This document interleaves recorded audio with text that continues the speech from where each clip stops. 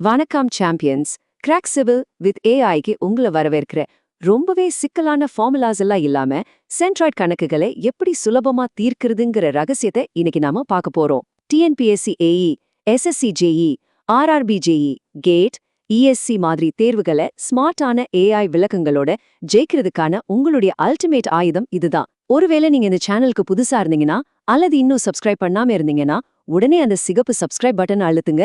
அப்படியே அந்த பெல் ஐகானை அழுத்தி எல்லா நோட்டிபிகேஷனையும் ஆன் பண்ணிக்கோங்க. அப்பதான் உங்க ரேங்கே மாத்தக்கூடிய ஒரு முக்கியமான வகுப்பை கூட நீங்க மிஸ் பண்ண மாட்டீங்க. சரி, வாங்க ஆரம்பிக்கலாம். இந்த தலைப்பை முழுமையா புரிஞ்சுக்க நாம இத 5 முக்கிய பகுதிகளா பிரிச்சிருக்கோம்.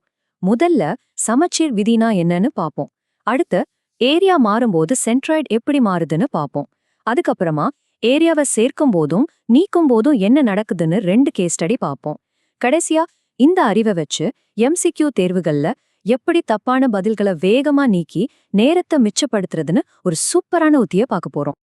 சரி, பகுதி 1, சமச்சீர் விதி. இது ஒவ்வொரு சிவில் இன்ஜினியரும் முதல்ல தெரிஞ்சுக்க வேண்டிய ரொம்ப அடிப்படையான ஆனா ரொம்ப சக்தி வாய்ந்த ஒரு கொள்கை. இது தெரிஞ்சாலே போதும், பல கணக்குகளை நீங்க பேனா எடுக்காமலேயே நொடியில தீர்த்திடலாம். அப்போ இந்த மையப்புள்ளி, அதாவது சென்ட்ராய்டுனா என்ன? ரொம்ப சிம்பிளா சொல்லணும்னா அது ஒரு வடிவத்தோட ஜியாமெட்ரிக் சென்டர். இன்னும் புரியுற மாதிரி சொல்லணும்னா ஒரு அட்டை வடிவத்தை வெட்டி அதோட சென்ட்ராய்டுல உங்க விரல் நுனிய வச்சா அது கீழே விழாம அப்படியே பேலன்ஸா நிக்கும். அதுதான் அந்த முழு ஏரியாவோட பிரதிநிதித்துவ புள்ளி. இதோ அந்த தங்க விதி. ஒரு வடிவத்துக்கு சமச்சீர் அச்சு, அதாவது ஆக்சஸ் ஆஃப் சிமெட்ரி இருந்துச்சுன்னா சென்ட்ராய்டு கண்டிப்பா அந்த அச்சு மேலதான் எங்கேயாவது இருக்கணும். இப்போ இந்த முக்கோணத்தை பாருங்க. அது செங்குத்தா மடிச்சா 2 பக்கமும் சமமா இருக்கும். அப்போ சென்ட்ராய்டு கண்டிப்பா அந்த சென்டர் கோட்ல தான் இருக்கும். அதே மாதிரி ஒரு செவ்வகத்துக்கு கிடைமட்டவாகவும் ஒரு சமச்சீரச்சி இருக்கு, செங்குத்தாகவும் ஒன்னு இருக்கு. அதனால அதோட சென்ட்ராய்டு அந்த 2 கூட சந்திக்கிற இடத்துல மிகச்சரியா நடுவுல இருக்கு. இதுக்கு எந்த கணக்கும் போட தேவையில்ல. பகுதி 2, பரப்பு எப்படி சென்ட்ராய்டை மாத்துது. சரி, சமச்சீரான வடிவங்களுக்கு இது ரொம்ப சுலபம். ஆனா தேர்வுல எல்லா வடிவமும் அப்படி இருக்காதே. அப்போ நம்ம என்ன பண்றது? இங்கதான் பதிலுக்கான ஒரு உணர்வை நமக்குள்ள உருவாக்குற ஒரு முக்கியமான கொள்கை வருது. இந்த ஒரு வரிய மட்டும் நல்ல மனசுல பதிய வச்சுக்கோங்க. எந்த பக்கம் பரப்பு, அதாவது ஏரியா அதிகமா இருக்கோ அந்த பக்கம்தான் சென்ட்ராய்டு நகரும். இதுதான் கணக்கு போடாமலேயே பார்த்த மாத்திரத்துல சென்ட்ராய்டு எங்க இருக்குன்னு கணிக்கிறதுக்கான ரகசியம். அதிக பரப்பு ஒரு ஈர்ப்பு விசை மாதிரி சென்ட்ராய்ட தன்னை நோக்கி இழுக்கும். இது எப்படி வேலை செய்யுதுன்னு ஒரு உதாரணத்தோட பாப்போம் வாங்க. பகுதி 3, கேஸ் ஸ்டடி, பரப்பை சேர்த்தல். இத தேர்வுகள்ல அடிக்கடி கேட்கப்படுற ஒரு பொதுவான டி செக்ஷன் உதாரணத்தை வச்சு நாம புரிஞ்சுக்கலாம். இந்த கொள்கை நம்ம உள்ளுணர்வை எப்படி உருவாக்குதுன்னு இப்ப பாப்போம். நாம ஒரு சாதாரண செவ்வகத்திலிருந்து ஆரம்பிக்கலாம். அதோட சென்ட்ராய்டு சரியா நடுவுல இருக்குன்னு நமக்கு தெரியும் இல்லையா? ஆனா அந்த செவ்வகத்தோட மேல ஒரு கூடுதல் பரப்பை சேர்த்தா அந்த சென்ட்ராய்டுக்கு என்ன ஆகும்னு நினைக்கிறீங்க? இந்த ஸ்லைட நல்லா கவனிங்க. இடது பக்கம் ஒரு சாதாரண செவ்வகம் இருக்கு. அதோட சென்ட்ராய்டு சரியா அதோட பாதி உயரத்துல, அதாவது 300 mmல இருக்கு. வலது பக்கம் நாம அந்த செவ்வகத்தோட மேல ஒரு கிடைமட்ட பகுதிய, அதாவது ஒரு ஃபிளாஞ்ச சேர்த்திருக்கோம். இப்போ பாருங்க, இந்த வடிவத்தோட மொத்த பரப்புல பெரும்பாலான பரப்பு மேல் பாதியில தான் இருக்கு. இது நாம பார்த்த கொள்கைய ரொம்ப தெளிவா காட்டுது. மேல நாம சேர்த்த அந்த கூடுதல் பரப்பு ஒரு காந்தம் மாதிரி செயல்பட்டு சென்ட்ராய்ட மேல் நோக்கி இழுக்குது. அப்போ நாம தெரிஞ்சுக்க வேண்டிய முக்கியமான விஷயம் என்னன்னா, புது சென்ட்ராய்டு இனிமே பழைய நடுப்புள்ளியான 300 mmல இருக்காது.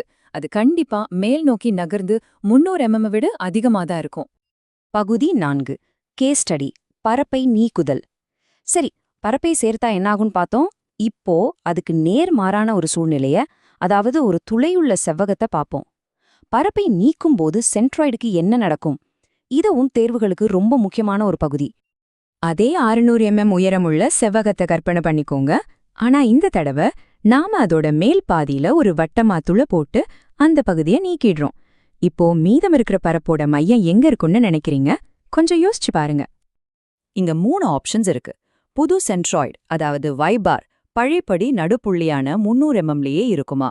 இல்ல அந்த துளைக்கு பக்கத்துல, அதாவது 300 mm விட அதிகமா இருக்குமா? இல்லனா அந்த துளையிலிருந்து விலகி, அதாவது 300 mm விட குறைவா இருக்குமா? ஒரு நொடி யோசிங்க.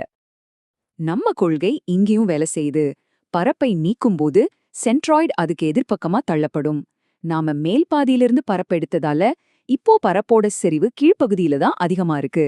அதனால சென்ட்ராய்டு அந்த துளையிலிருந்து விலகி கீழ்நோக்கி தள்ளப்படுது. அப்போ புது சென்ட்ராய்டு கண்டிப்பா 300 mm விட குறைவா தான் இருக்கும். பகுதி 5 MCQ நீக்குதல் உத்தி.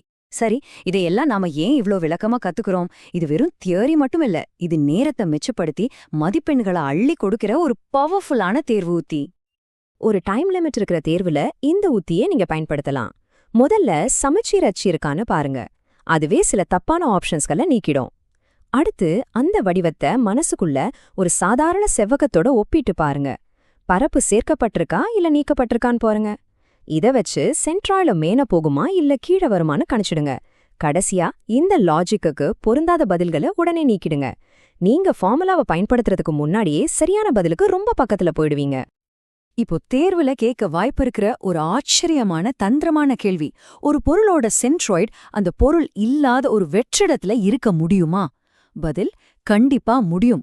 இந்த ஸ்லைட்ல இருக்கிற வளையத்தை பாருங்க. அதோட பரப்பின் சராசரி மையம் சரியா நடுவுல இருக்கிற அந்த தொலைல தான் இருக்கு. அதே மாதிரி சி சேனல் போன்ற வடிவங்களுக்கும் இது பொருந்தும். ஆக நீங்க தெரிஞ்சுக்க வேண்டியது இதுதான். ஃபார்முலாக்களை மட்டும் மனப்பாடம் செய்யாதீங்க, இந்த உள்ளுணர்வை உருவாக்குங்க. சென்ட்ராய்டு எப்படி நகருதுன்னு கற்பனை செஞ்சு பயிற்சி பண்ணுங்க. இது உங்களுக்கு தேர்வுல ஒரு பெரிய பிளஸ் பாயிண்டா இருக்கும். இந்த விளக்கம் உங்களுக்கு உதவியா இருந்துச்சுன்னா மறக்காம அந்த லைக் பட்டன் அழுத்துங்க. அது இன்னும் நிறைய விளக்கங்களை உருவாக்க எனக்கு ஒரு பெரிய உத்வேகத்தை கொடுக்கும். உங்களுடைய பெரிய சந்தேகம் என்ன, இல்ல அடுத்து எந்த தலைப்பு வேணும்னு கமெண்ட்ல சொல்லுங்க. நான் சீக்கிரமே அதை விளக்குறேன். இது உங்க நண்பர்களுக்கும் ஷேர் பண்ணுங்க. நாம எல்லாரும் சேர்ந்து இந்த தேர்வுகளை ஜெயிப்போம். ஞாபகம் வச்சுக்கோங்க, திறமையை விட விடாமுயற்சி தான் ஜெயிக்கும். தொடர்ந்து பாருங்க, தொடர்ந்து பயிற்சி செய்யுங்க. உங்களால நிச்சயம் முடியும்.